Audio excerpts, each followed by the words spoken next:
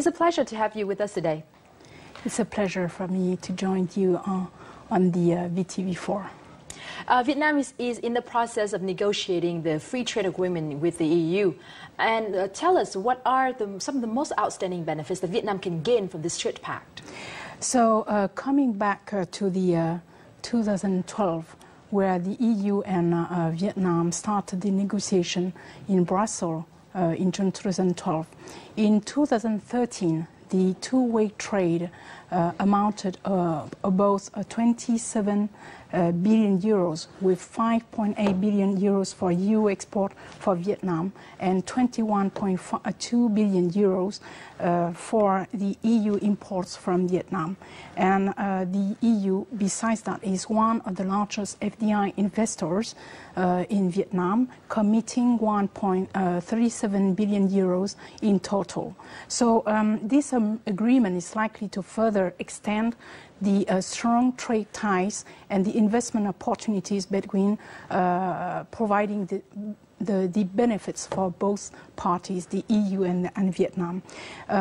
However, what I would like to emphasize is these benefits will go above the tariff cuts. Under the FTA, it is, for example, estimated that Vietnam's GDP will rise by 15%. The skill wage, real wage, will increase by 12%, and non-skilled wages will increase by 13%, and the total value of trade export will increase by 35%. So Vietnam is the third ASEAN country to hold FTA negotiation with the EU after Singapore and Malaysia, and followed by the Thailand. This will favor, I think, the incorporation of Vietnam in the regional market, and where the competition will surely benefit the consumers. So it is key that Vietnam demonstrate that it is open to bringing the negotiation in the next level in order to create a win-win situation. Mm-hmm. So which sectors in Vietnam are expected to gain the most from the FTA? Well, it is difficult to say, as we do not have finalized the final agreement yet. However, we could foresee that there will be further strengthening in areas where Vietnam has a competitive advantage. But again, it will go beyond the tariff cuts. This will be only possible when a number of changes will be implemented. Among them, the increase of know-how and the skills of the Vietnamese, hence the quality of the products. This will be, in our point of view, a key factor for Vietnam's continued competitiveness in the upcoming ASEAN economic community. Mm-hmm. Farm produce and fishery products are Vietnam's key export items to the EU, and they require very high quality standards. Once the FTA is inked, how would that impact these export activities? First of all, the EU regulation regarding the agro products will not change after the FTA signature. The products will have to comply because it will be the question of the health of the people. We should not compromise, neither in Europe nor in Vietnam, when it is related to the health of our population. However, we strongly believe that the FTA is an opportunity to work on the food health, on the implementation of the recent food law. This will enhance the level of food safety, enabling growing export for Vietnam, improving the image of the agri-products in Vietnam or on the international markets. For your information, the dedicated sector committee, Food, Agri and Aqua, is working closely with the Vietnamese authorities in order to set up Food Safety Agency, which is a key recommendation of this sector committee through the White Book. And for the next month, the Vietnam EU Business Forum will plan an event in order to handle all these issues. Besides negotiating on trade matters, the FTA also touched upon several issues such as government expenditure, free market, and intellectual property rights. Which one will be the toughest barrier for Vietnam to overcome? It is hard to say because the three issues that you mentioned are, we think, equally important. According to our statistic, it is estimated that 40% of the economy is in the hands of the state sector, which in itself is not an issue. However, in those areas, state companies generally benefit from some favorable treatment, access to loan, access to the lands, and with maybe sometimes very low profits targets. And what European businesses will expect from the Vietnamese government will be an equal treatment when they will come on the Vietnamese market. This is, I think, the point we would like to pinpoint. On the IPR, well, as a consumer, for example, or as a business, we would like to buy products that is ensured not to affect product in terms of a customer point of view. So what does the EU business community in Vietnam think about the agreement and the benefits it is likely to bring? Our members are expecting a level playing field, a better access market, and an agreement that will be something else than WTO plus. Our members think that the FTA will increase stability and predictability for the business environment and in Vietnam, and it will help. It will help to enforce the current laws in Vietnam. So for sure, this agreement will have a very high expectation from our business members. For your information, over the past year, EuroCham has elaborated a business climate index survey. So conducted in the last February, it shows business strong confidence and outlook has strongly increased. For the first time since 2012, the business climate index has gone above the midpoint from 50 to 59 points. So this is an important increase which seems to further demonstrate the strong belief of European businesses on the Vietnamese market. The FTA between Vietnam and the European Union is expected to open up new opportunities for Vietnam's exporters to enter Europe. In particular, the tax cuts currently under negotiation can help Vietnam's exports to these markets increase by 30 to 40%. However, Vietnamese enterprises still have to deal with various non-tax barriers. More details in our following report. Vĩnh Thông Footwear Company invested in new machinery to meet a predicted 30% increase in orders in the years to come. However, the biggest challenge for the firm is the rules of origin. Đa số cái ngành giày á, là mình nguồn nguyên liệu cung cấp được là từ Trung Quốc, mà hiện nay á, là muốn chứng nhận được cái xuất xứ á, thì phải là chứng nhận được cái nguồn nguyên liệu này không phải là cái nhà cung cấp Trung Quốc. Do đó thì đây cũng là một cái thách thức lớn cho cái doanh nghiệp. Thì tôi cũng mong rằng là cơ hội công ty thì cũng hãy tích cực tìm kiếm các nhà cung cấp khác. Technology and intellectual property are other barriers facing Vietnamese enterprises. This means enterprises have to maintain high-skilled workforces. However, the rate of high-skilled labor in the sector now stands at below 20%. Trước mắt là phải cần tập trung là gì? nguồn nhân lực.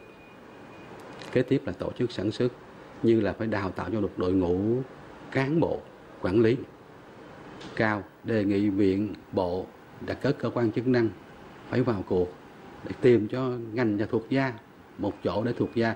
Như vậy chúng ta mới chủ động được cái ngành, cái thuộc da cho cái đôi giày. Vì quy tắc xuất xứ của đôi giày quan trọng nhất là nằm ở miếng da. However, non-tax barriers are seen as chances for enterprises to upgrade and improve their competitiveness. Đi song song với cái cơ hội thì nó thách thức đối với các doanh nghiệp. Các doanh nghiệp muốn khai thác cơ hội đó thì phải chuẩn bị mình, phải khỏe, phải mạnh để đón nhận cái đó một cách vững chắc hơn. Cho nên hiện nay đó các doanh nghiệp cũng đã chuẩn bị một cái nguồn lực, ví dụ như cái lực lượng cán bộ quản lý, lực lượng lao động phải ổn định, phải chuẩn. The EU has been among the top destinations for Vietnamese exports and investment. Vietnam's export to the EU last year reached $24.3 billion and imports $9.4 billion. Therefore, the Vietnam-EU FTA will have a huge impact on Vietnam's economy. More importantly, opportunities and constraints from FTA will help improve Vietnam's business environment and Vietnamese enterprises' competitiveness in international markets. From a business perspective, how do you think about the pace of the negotiation for the free trade agreement between Vietnam and EU? I think the pace is quite normal compared to the other FTA negotiated with the EU. However, I do not have enough information about the specific difficult issues that pave the whole process. So, since the start of the negotiation back in 2012, how has Vietnam changed in order to address the issues that are still on the table of the FTA?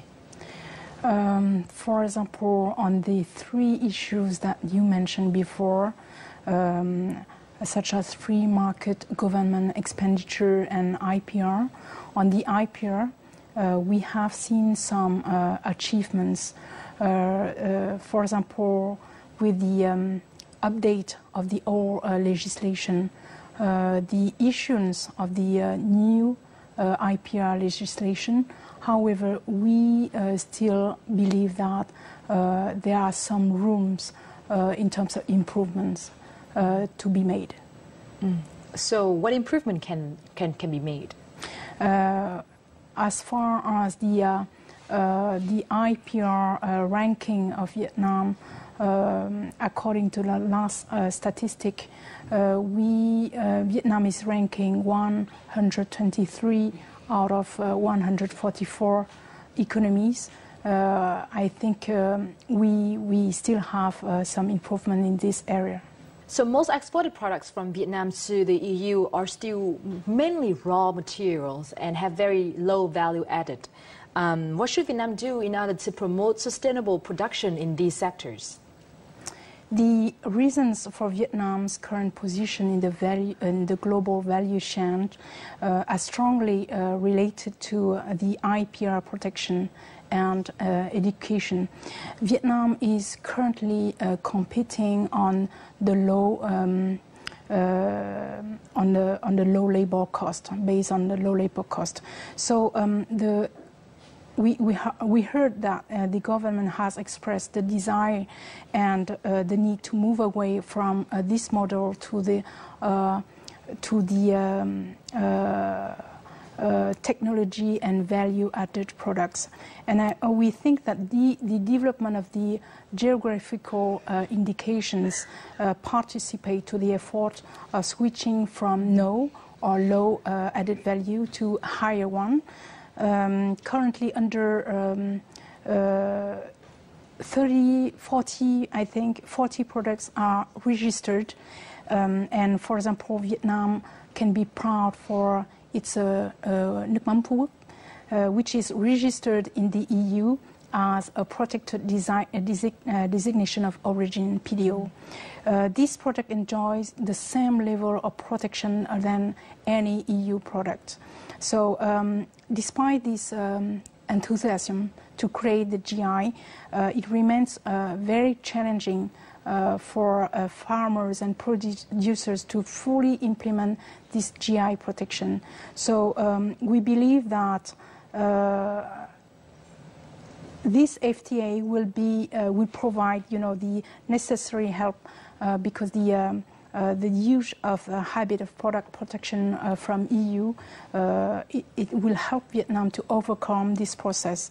So the FTA is likely to open up new opportunities for EU to invest in Vietnam. How do you think Vietnam should prepare to absorb this flow of capital? The FTA cover trade of goods and services and a lot of areas. However, it needs to be implemented before investment will really start to have an impact. First of all, we have noted that Vietnam has already a high level of FDI registered, but the disbursement pace will remain weak. In order to enhance the capacity of Vietnam to absorb the foreign capital, efforts should be continued in terms of improvement in administrative procedures, business environments, and ground clearance. Besides that, we believe that Vietnam should build up capacity to help the businesses to meet the new standards and support the introduction of EU procedures to the enterprises and create favorable conditions for them to export to the EU. Mm-hmm. So how optimistic are you about the prospect of the FTA between Vietnam and EU to be signed by this October? EuroCham is very optimistic about the prospect of us concluding the FTA. In terms of planning, the 8th round will be in Brussels in June. And the negotiators will be back in Hanoi for the final round in September, October, and hopefully FTA is expected to be concluded in October 2014 in Brussels, and the Prime Minister of Vietnam will be in Brussels. Well, thank you very much for taking your time being here with us today. Thank you. FTA between Vietnam and the European Union is among many important trade pacts that would help boost trade activities and contributing to Vietnamese economic development. However, this agreement also aims at more equal competition, transparency, and policy making. Those are the invisible pushes expected to help Vietnam complete its economic system as well as administrative reform. And that would create a more sound foundation for sustainable development of the country. And that's all we have for this edition of Bizline. Thanks for your support. You can get in touch with us at bizline@vtv.vn or log on to our official website, vtv4.vn. From our team here in Hanoi, until next time.